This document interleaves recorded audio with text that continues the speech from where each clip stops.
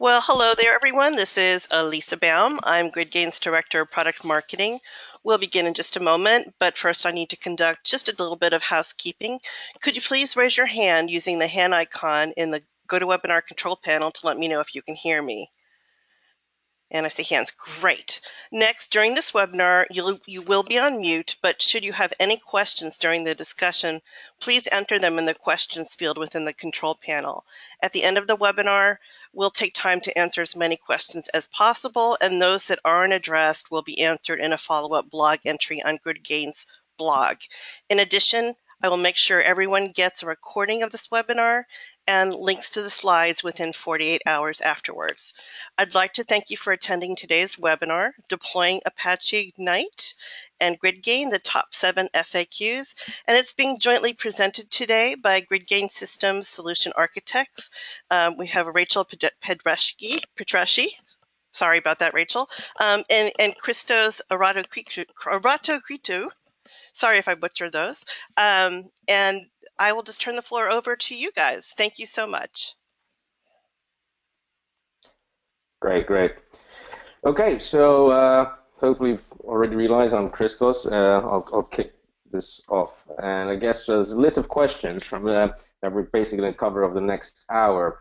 I think we'll start over with a brief overview of what Ignite is, just to put some context and just get the floor set, and then following that we'll try to cover as the questions as you see in the agenda there. So there's a range of different questions from what's the best what current APIs do we support with Ignite, how we can do better processing or faster data processing, what kind of features that we can use for that, some kind of conversation around the transaction, how we can be CP or AP at the same time. A lot of questions are try to clarify around capacity planning and the number of nodes. That's a very common question that I get.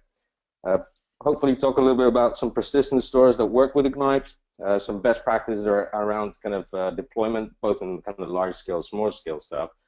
And then the last bit, we'll talk about what the differences are between the different versions that are out there and which one's best in whatever case. So briefly, just to set the scene, what is Apache Ignite? I mean, if you're attending this webinar, you've probably read a little bit about it, you already know what it is, or you have an idea. But in essence, it's an in-memory data fabric. So it's basically a number of different in-memory components or modules that all work together for one common purpose: high scalability and high availability problems. So that can include stuff like a data grid, which is a distributed in-memory data store, or a compute grid, which is the ability to execute a number of computations across this grid and scale out your grid to be able to do these computations. Other stuff include like a Hadoop accelerator distribution that we offer, and of course stuff like streaming and multiple different APIs. So a little bit more about the data grid. There's a number of different ways that you can run that. It's very resilient. I think we'll get into some more details with Rachel when she's going to talk about the APIs next and what is supported. But this is truly having the ability to store your data in a resilient manner in memory and having the ability to access them really fast. Like I said, with the compute grid, not only are you able to access that data fast, but what if you could actually process it at the source even faster? So that's going to be the follow-up question after Rachel talks a little bit about the APIs, where I'll talk a little bit how we can achieve that using the compute grid.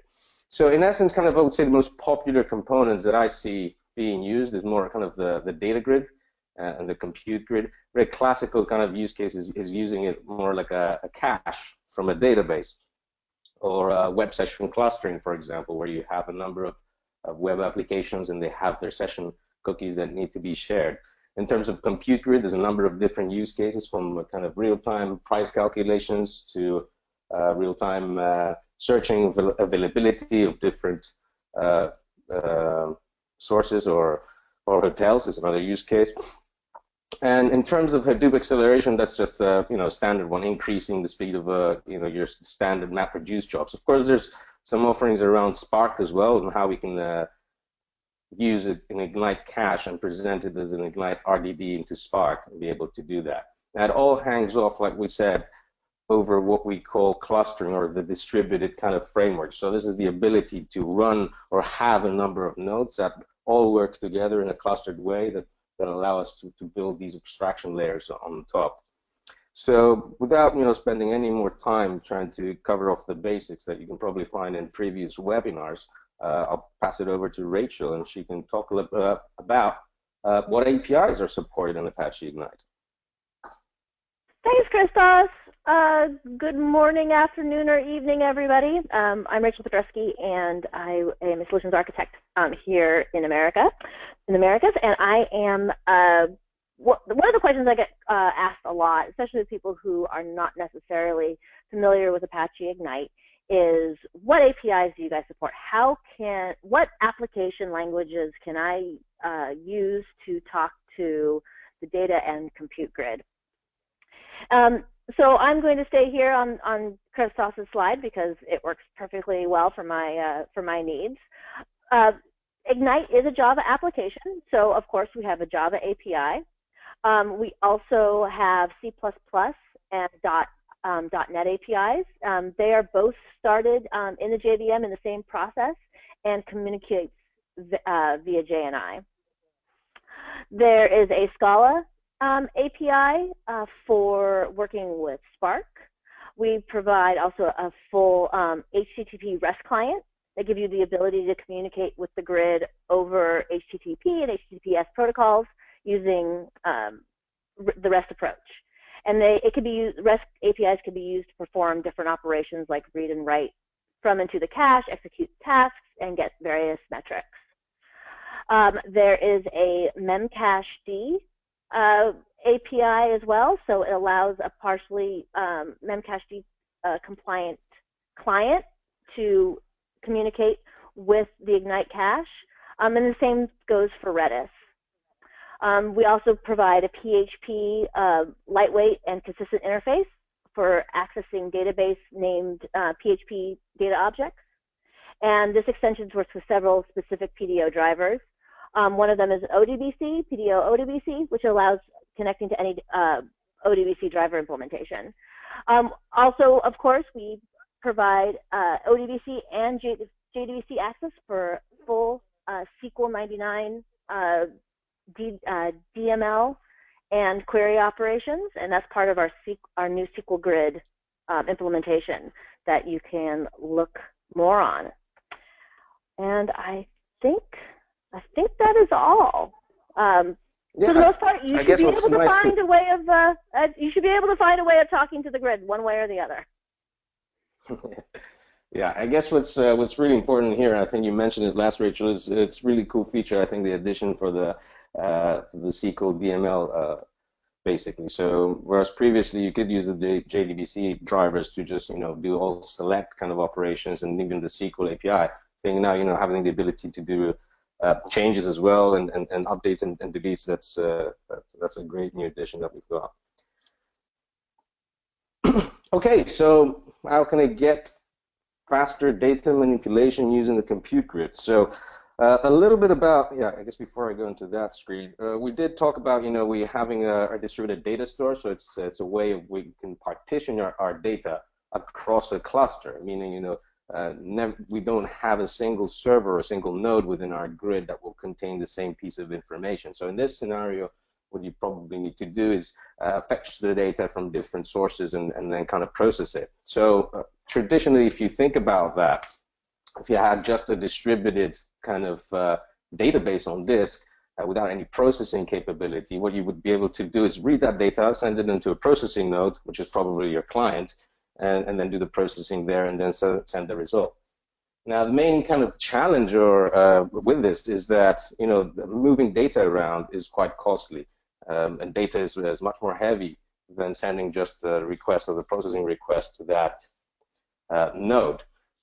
Now, what you can imagine, this can be kind of the analogous of the database is you can use something like a stored procedure, so you can invoke a remote operation on a data node or close to the database to do this change. Now, when we're talking with in terms of a distributed kind of technology or data grid, that gets slightly different. So as you see in the slide, we've got the traditional client server, which I mentioned. So you bring the data into a processing node and you process it there. So of course here you've got high network utilization, very high latency, and it's generally more error prone because you have a lot more time to move that data, and something could go wrong during that transmission of the data. So if I could issue, the change request or the processing to that data node, then that would be the ideal way to go. So you probably already, be familiar with this. I've heard it before, and it was introduced generally when Hadoop kind of entered the picture. At least that's my understanding.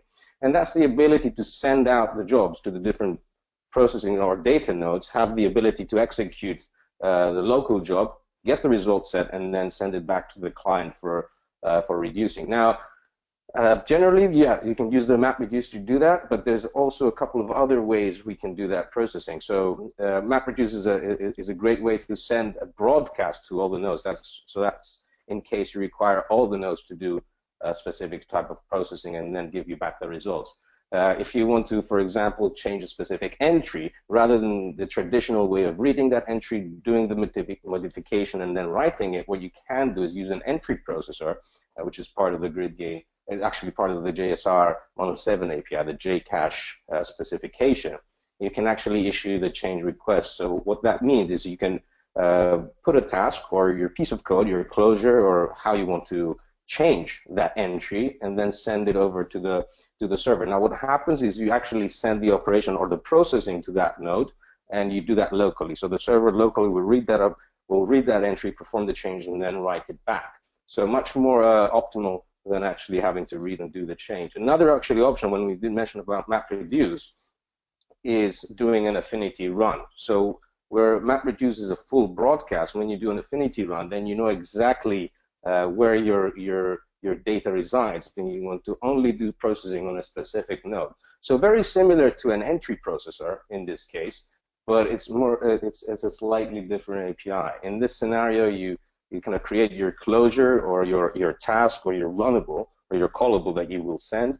And in this, you can basically, whilst you're submitting it to the GridGain server, you are able to specify the affinity key. Now, if I take a step back, and previously when I mentioned how you partition and you distribute your data, of course you insert your data into the cache using an affinity key. Now in this scenario with an affinity run, you do exactly the same but with a task. So once your data you use the same affinity key, for example, for a piece of information that you entered, and then that computation or that task will actually be routed to the right node. So if you look, for example, on the right-hand side where I've got the diagram, imagine if you're sending the job just to processing node 1. So if I had a piece of information for employee with ID 1, and I insert it in the cache with that affinity key, when I run my computation and I want to do a local join, let's say employee with address, assuming that all pieces of data are on the same node, then I would do an affinity run with the same affinity key that I entered my employee data, and then that would guarantee that execution or that task would run on that node. Now, of course, embedded in that closure, usually you can have data changes or data manipulation. Read, do a join, or do a change, and then send it back to the server. So, yeah, in essence, these are a couple of different ways that I would use, and I've seen our customers, leveraging our technology to have to increase their processing throughput, let's say, and data manipulation. Okay, so over to you, Rachel. Talk to us about transactions. Yeah, let's talk. I get this question a lot, actually. Can you go back to the slide, Christos? No. I actually get this question a lot because people who are either new to distributed systems or have been working with distributed systems are familiar in general with the CAP theorem, and they say, well, how can you provide ACID transactions if you are a distributed system? So because Apache Ignite is a distributed system, the CAP theorem does apply. But Ignite provides two different modes for transactions. The first mode is called transactional atomicity mode. And that will give you more of a CP system with the option of fully ACID compliant transactions. And we'll talk about how that's going to work in a few seconds. But that will be more CP. You can also run transactions in atomic mode, and then you'll gain the speed and the uptime guarantees of an AP system. And you can actually mix both modes in your applications. So you can have an ACID batch set and then a few eventually consistent atomic mutations. So Apache Ignite does actually give you the ability to be both CP or AP within your application.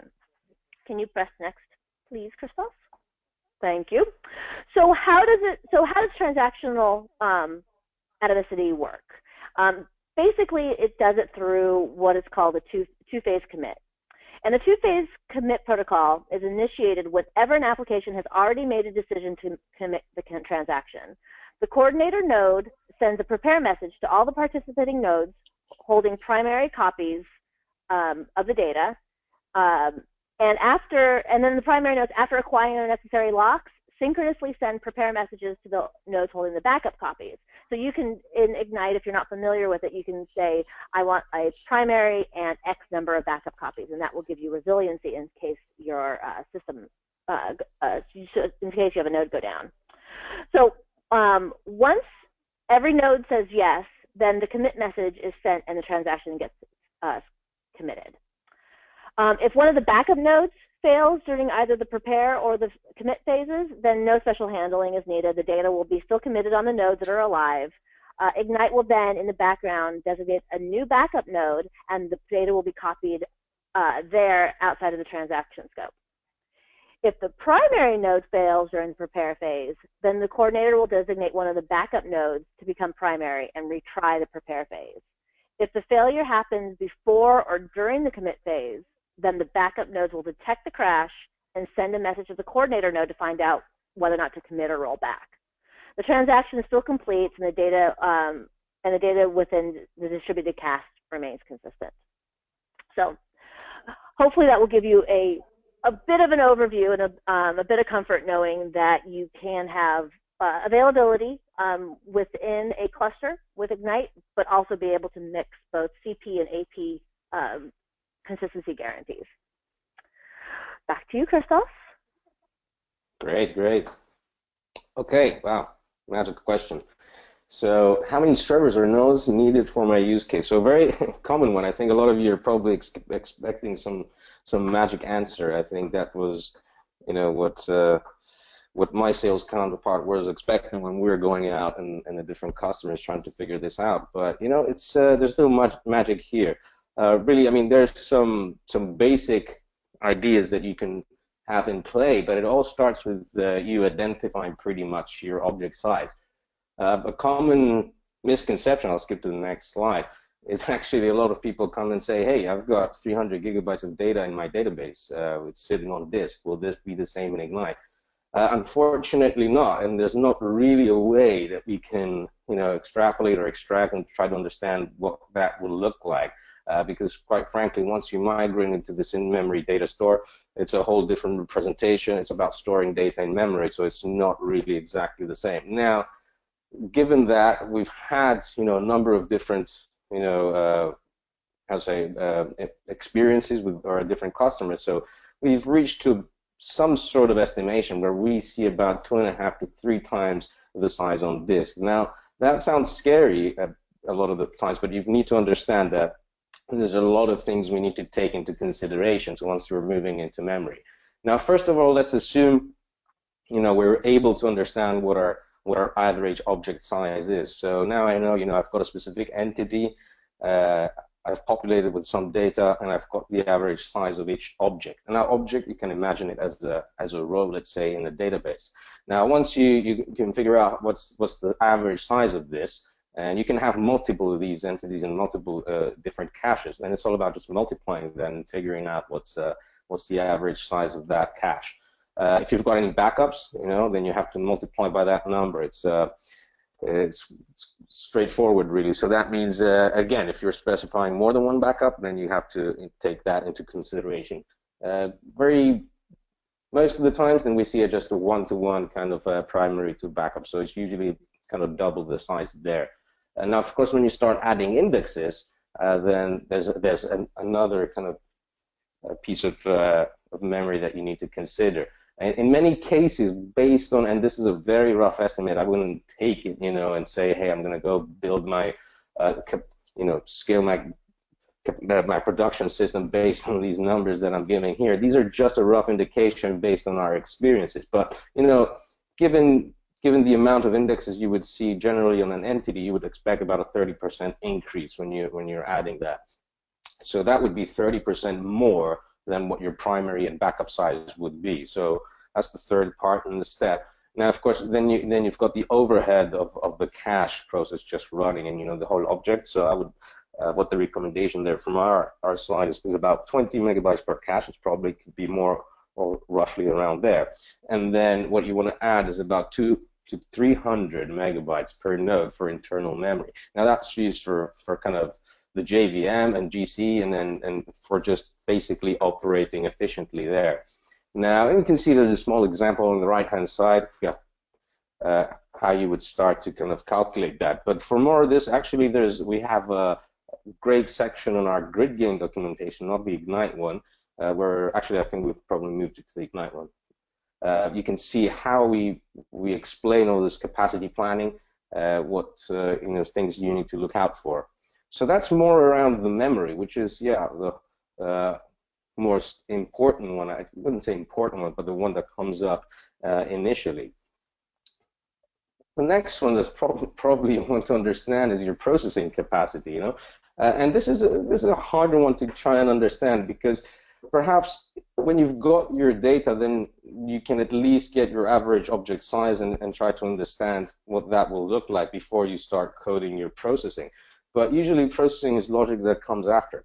Once you build your data model, and then you need to understand what encoding, what type of processing you need to do and how you will do that. And you won't really know what the cost of each execution would be. But once you get to the point where you can understand at least, or have an initial benchmark of what that will be, then what you really need to do is understand what your throughput expectations are, and then try to extrapolate from there. Now, a good starting point for this, actually, it's been very helpful for me, is actually looking at the benchmarks that we've done. Now, these are some standard benchmarks for some very, very basic operations demonstrating all our APIs. And it's really useful just to have as a starting point, just to understand where you start with. It's an open benchmark, so anyone can run it, and you can run it with any other kind of technology that kind of aligns to these use cases. So yeah, and there's some links, if we're going to share the slides after that, for you to pick up, and then you can click the links and find out some more benchmark results on their website. But yeah, that's pretty much it in capacity planning. So you really need to understand your estate, what you're going after, and then follow these simple rules to try and understand what your production will look like.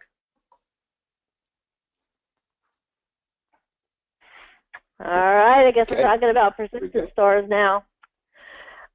So what a very common use case for Apache Ignite is to be used as a cache over an existing database or data set. And so Ignite will slide in between the application and the existing database and move data off of disk in the database and into memory within Ignite itself. So I get a lot of questions on, so which persistent stores do you guys support? What can you speed up? So go ahead and click next. And the first one, of course, is JDBC, ODBC, any database. So we do there's a cache store implementation for JDBC and ODBC, and that can either be backed by a POJO or as a blob. And so you can use JDBC or ODBC for any persistent store that has a JDBC or ODBC connection. Next, we have HDFS. Go ahead and click next. Our lovely little Hadoop. So we do have an Ignite file system that is API compliant to HDFS and will accelerate any type of HDFS workloads.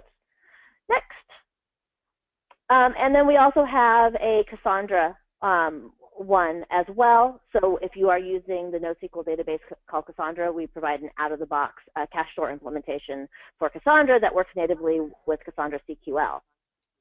The combination of all three will pretty much allow you to accelerate all the things. I saw recently somebody wanted to use Kafka as a persistent store, and all you would need to do for something like that is create probably 10 to 20 lines of code in the cache store implementation, a load method, a write method, and a delete method, and that will take care of pretty much any other persistent store that doesn't fit into HDFS, JDBC, or Cassandra. I also want to note that Ignite ships with its own database schema mapping wizard, which will provide automatic support for integrating with existing persistent stores.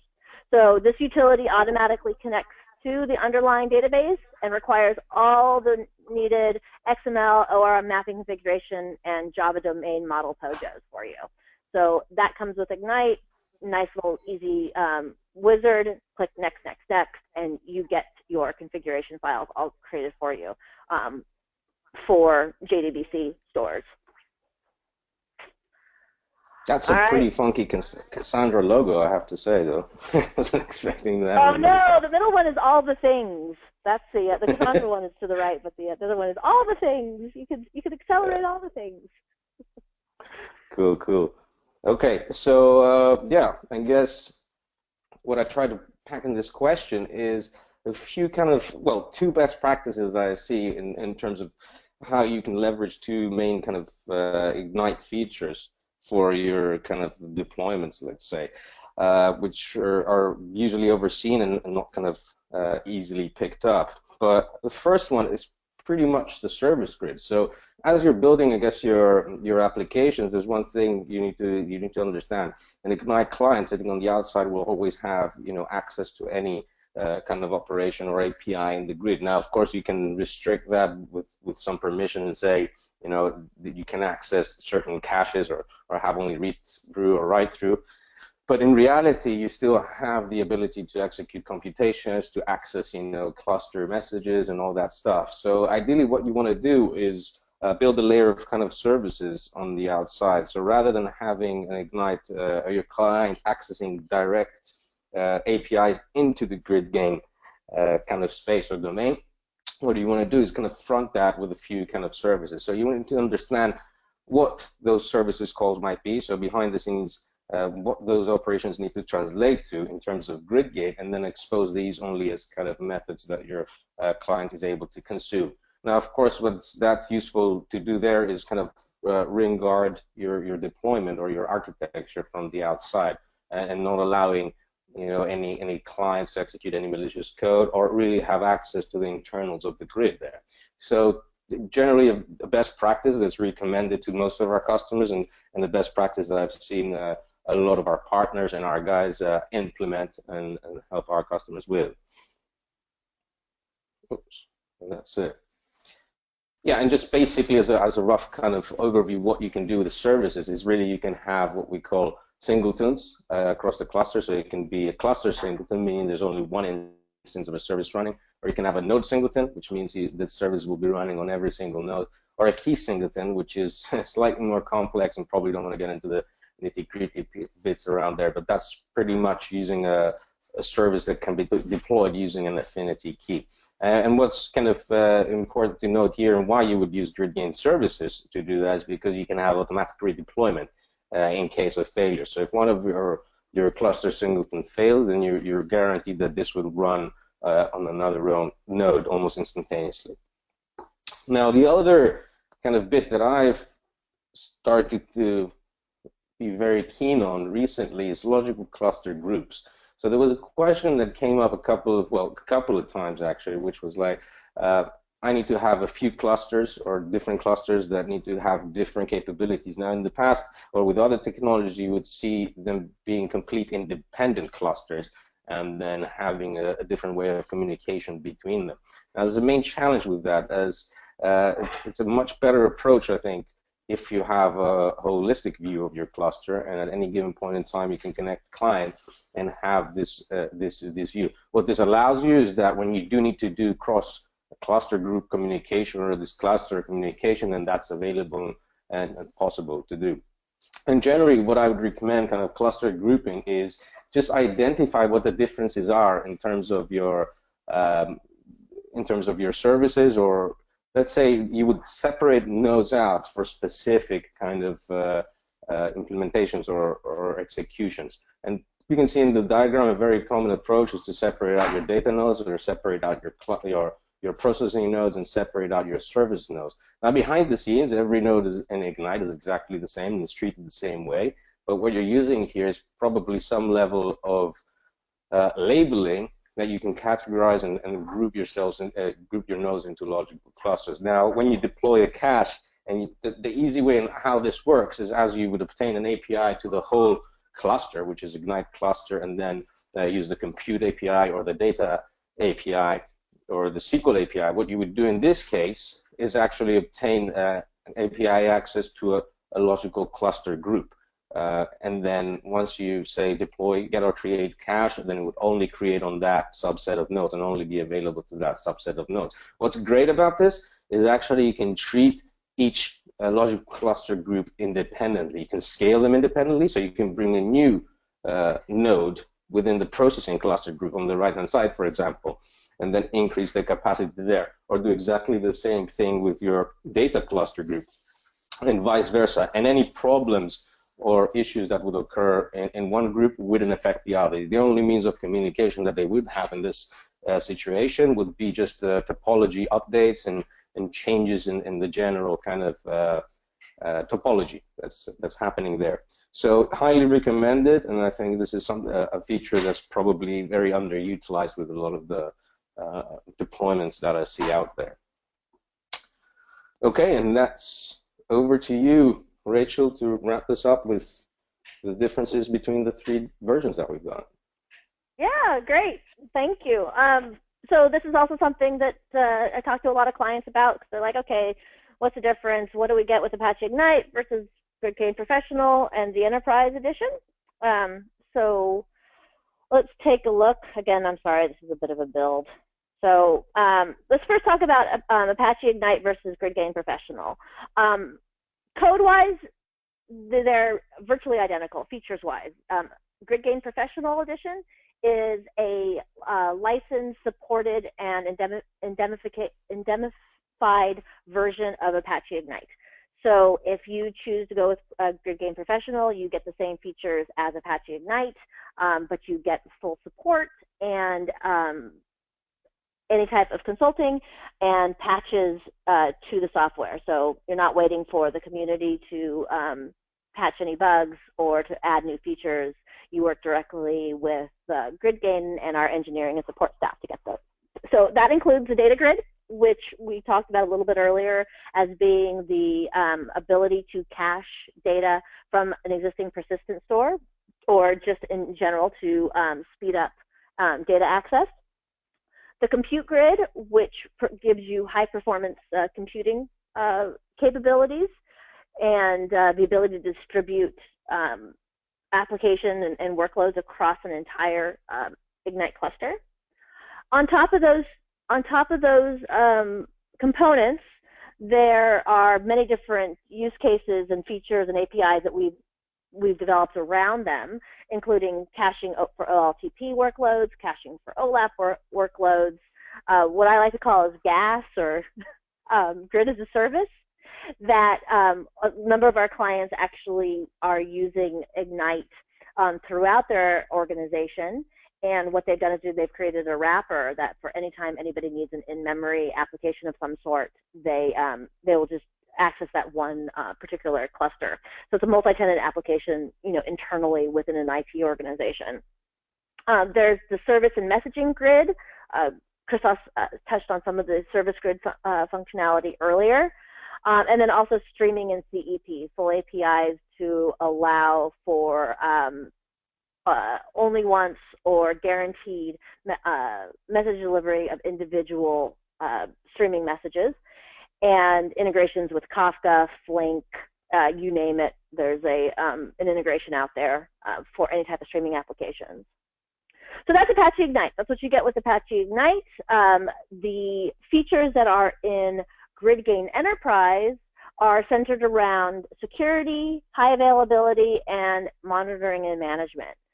So within Ignite, you can encrypt data in flight between the nodes, but GridGain Enterprise provides you the ability to integrate with authentication and authorization components like Jazz, LDAP, Kerberos. It also provides full auditing capabilities. We do have clients that have created PCI compliant applications around Apache Ignite and GridGain, actually around GridGain Enterprise. So the security features provide you those capabilities. For high availability, Apache Ignite does allow you to create primary and backup nodes, as I talked about a little earlier, within a cluster. But if you wanted to do multi-data center replication, active-active, active-passive, synchronous or asynchronous, that is available in GridGain Enterprise, along with rolling upgrades, so you can be able to upgrade your cluster without any downtime, and network segmentation, detection, and remediation. So those APIs are also in GridGain Enterprise to keep you from having any type of split brain situations. GridGain Enterprise also comes with a complete monitoring and management solution. There are two currently available, one called Visor, which is a Java application, and then also a web console. And if you're interested in trying out the web console, we do have a demo available on the gridgain.com website, and I definitely encourage you to check that out. Did I miss anything, Christos, on that? I think you covered it all very nicely. All righty. So at this point, I'd like to open the floor for questions. We do have a question around how do you recommend deploying Ignite or GridGain in a Docker container? Christos, do you want to take that? Yeah, sure. I mean, well, how do we recommend it? I think it's it's an interesting question. A lot of people talk about it. I'm not sure a lot of people are using it in production, but there is a Docker image with Apache Ignite, and if I'm not mistaken, I think we're actively maintaining that with every release. So you should be able to go and use this image and build it yourself and run it. I know I've got a couple of customers here in Europe that are they're working with Docker very heavily, and I have to say there's no kind of problems involved with it. If you're up for the hassle and have the ability to work through all the kind of issues that you will get, not issues, but more challenges in terms of configuring and making sure everything runs on the Docker side, and not more so much with GridGain or Ignite, then there shouldn't be any problems. And of course, if there is, we're always here to help with our support team. Another question is there a performance comparison benchmark of using Ignite over other InMemory solutions in SSD and RAM? We do provide benchmarks on the GridGain website, and so that should be, it's pretty easy to find all of our performance benchmarks there. We also, within the open source community, publish the Yardstick benchmark protocols, which is what we use. So my suggestion to you, and anytime anybody asks me for benchmark information, is do it yourself. Give it a try. Benchmark your particular solution, and find out if it meets your SLAs. And if you're finding some troubles, we're more than happy to help there. But that would be my recommendation. Yeah, totally. I'm not a fan of just reading the box standard benchmarks. It's a good point. I think it's very important to just run your own tests to be able to do that. I think it's good as a reference, but until you run your own benchmarks, it's probably not so useful. Yeah, I always say there's lies, damn lies, and benchmarks. So definitely do it yourself. Christos, there's a question on, is there any limit of nodes or cache configuration best practices out there? So he says he has about 200,000 data sets with different memory needs, and so thinking of 200,000 nodes on cache configs. So if I understand this right, is it a question, is it possible or any best practices around, a 200 node cluster? Is that right? 200,000 node clusters, yeah. 200,000 node cluster. Wow, That's a big cluster. quite big. Yeah, well, I don't think they're, well, I haven't experienced the cluster such a size. I mean, first of all, I would challenge why we have to have such a high node count unless you're actually utilizing every node correctly. What I would recommend is to be careful not to go down that path of increasing your number of nodes because you feel limited by the JVM. Now, that was a classic kind of thing that we used to do in the past. Before we had off-heap support, you would have to actually spin up a number of nodes on the same physical machine just to be able to utilize the full memory. Now, what's ideally what you want to check there is if it's possible to run a single node, use the off-heap kind of capability of Ignite, and then leverage full vertical kind of capability there. The fewer number of nodes you can run on a physical machine, the better, really. And that would be my kind of sense, just to make double check why is 200,000 nodes. If it's the case that it is to that extent, then you should probably be talking to us, and then we should be having a very one-to-one discussion to understand if there would be any problems. But to my understanding and to my knowledge, theoretically there shouldn't be any problem. And in terms of cache configuration, I guess it's a much more complex question. It's more about understanding what the current use case is before we can make anything that's probably going to be useful. It just sounds like an edge case and something that we probably have to deal with, you know, one-to-one, I would say, in this situation. Fantastic. Got a few more questions, which I'll try to get to in the next few minutes. First, somebody asked about the Ignite documentation talking about consistency, and he wants to know whether or not that if the underlying persistent store is MySQL, will it remain guaranteed consistent in both partition and replicated mode? And can I use Ignite for banking transaction applications? And yes, that is by far our largest customer set, are banking applications. I mean, people move money on this platform all the time because of its ability to provide strict ACID compliance. Whether or not you have a MySQL backend or any type of partition backend, the partition or replicated mode doesn't matter. You still can get ACID transactions if you need to. But I would definitely recommend looking at the Apache Ignite documentation on transactions, and there's some links to a blog post that Dimitri Satrakin, who's our co-founder, wrote a few years back that talks about this very nicely and talks about how we can guarantee consistency in the underlying persistent store as well. So there's a question about during topology changes, whether or not the data will reshuffle.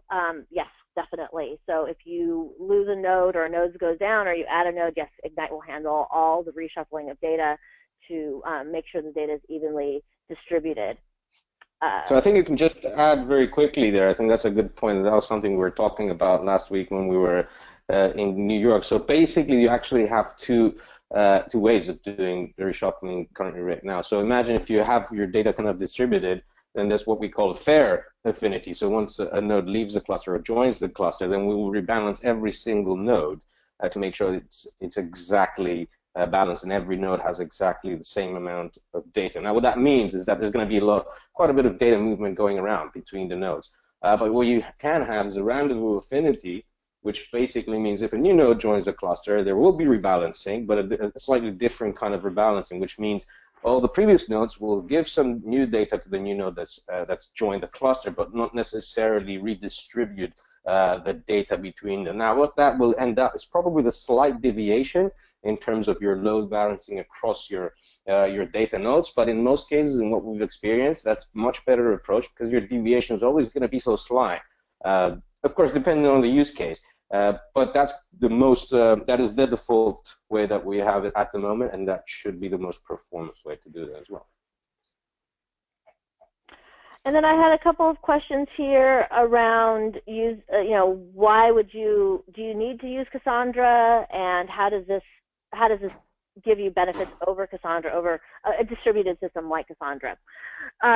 So first off, you don't need to have a distributed system as your persistent store for Ignite to work. Ignite will work just as happily over a single MySQL standalone Oracle DB2 any SMP system database that you have, Ignite will provide you a very nice distributed cache over it. You do not, that data does not, the database itself does not need to be distributed. But if you are using a distributed cache like Cassandra, you don't have to correlate them. You can have a 50-node Cassandra cluster and a 100-node Ignite cluster, or vice versa. How Cassandra distributes the data does not necessarily have to be how the data is distributed in Ignite, because as a persistent store, Cassandra will probably have more data than what you have in your cache. So that being said, what value does Ignite give you over Cassandra? Now, I would say that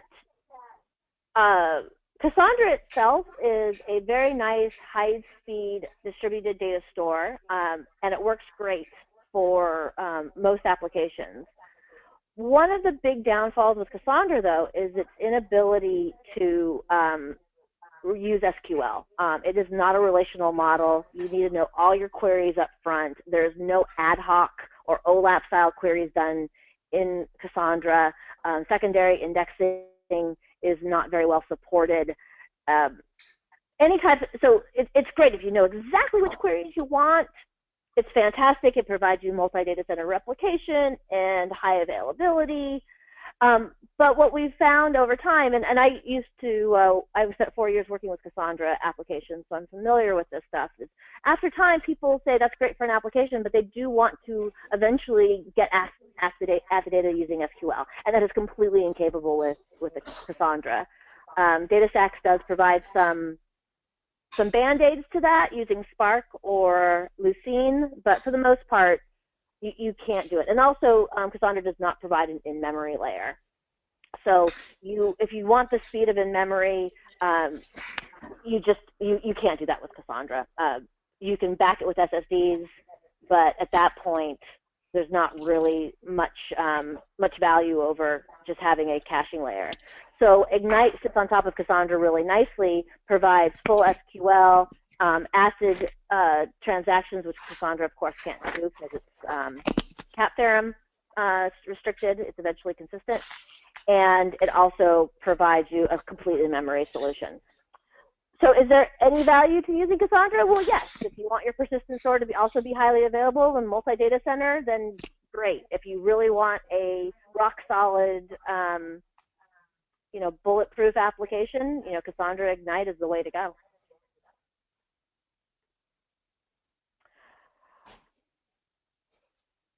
I think the last question is, will it work with a standalone PostgreSQL database? What value would it give comparing using a good-sized memory in DB buffer pool?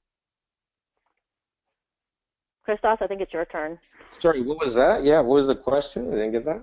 Will it work with a standalone PostgreSQL database, and what value would it give compared using a good-sized memory in the database buffer pool?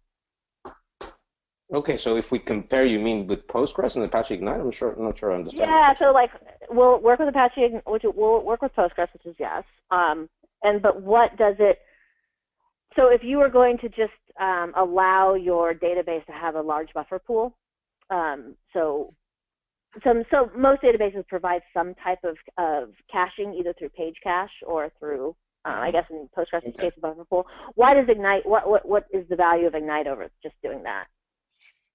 Well, it's an interesting question. I think, well, there's 2 points there. First of all, it's different, I think, being a disk-based, database and then trying to do some in-memory stuff. I think the approach and the solution will be slightly different. So you're disk optimized, and then you're adding a slight in-memory layer. And like I said, it's just merely kind of a buffer pool or a slight simple cache.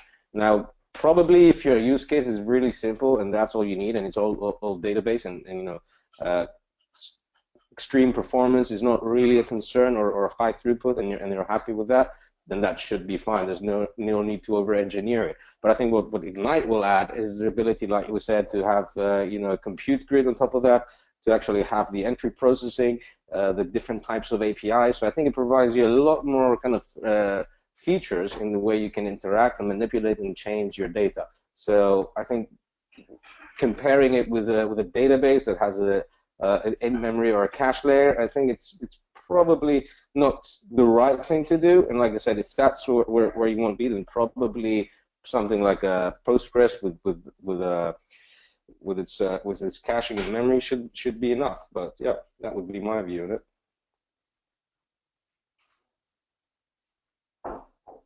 So I think we have time for one last question, and it is, and then we've also been asked for our contact information, Christos. So we might want to put that into the chat. Getting popular. I know. What is the overhead or processing delay of using Ignite on top of another NoSQL database? There shouldn't be any processing delay on top of a NoSQL database because you would read and write through or write behind the cache, which means that your application would talk to Ignite first, and then Ignite would actually talk to the underlying NoSQL database. Depending on what your consistency guarantees are needed for your persistent store, there may be a bit of a delay as Ignite has to commit transactions into the underlying database, but most NoSQL databases don't provide, are eventually consistent anyway. So there shouldn't be any processing delay at all, especially if you are reading and writing directly through the cache. And I think that is, we are in on questions. So I'm going to put in my email address into the chat. You are guys welcome to send me emails with questions about what we've talked about. And Christos, you're just Christos at GridGain, right? Yeah, I'm just typing it in now. Okay, great. So I wanted to call everyone's attention to a couple of upcoming webinars related to some of the topics that were discussed. So we have an in-depth look at the web console tool that Rachel mentioned. It's a configuration and management tool for Apache Ignite and GridGain. We're doing a tour of that on February 15th. And then we're also doing an in-depth dive into the features and functionalities of the SQL grid. That will be March 25th, and all that information is up on our website at gridgain.com. And if you can't make the dates, go ahead and register anyhow, because afterwards I'll still send you the slides and the recording, so you won't miss out. Guys, did you have any other comments or closing notes before we end today? No, I don't think so. I'm great. I appreciate everybody's time this morning, afternoon, and evening. Yes, thank you so very much. Great questions, and I really appreciated your presentation today, Rachel and Christos, and we hope to see everybody on a future webinar. With that said, everyone have a great, like what Rachel said, morning, afternoon, or evening, depending on where you're calling in from. Take care, everybody.